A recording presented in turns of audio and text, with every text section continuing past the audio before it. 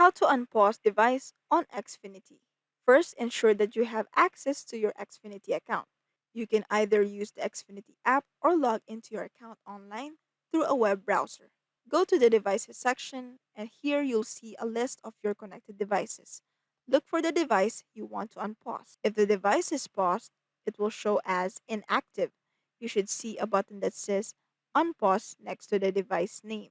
Click or tap on it to unpause the device and restore access. It's important to know that Xfinity pauses devices for a variety of reasons, such as billing issues, network restrictions, or parental controls. Make sure your account is up to date to avoid interruptions.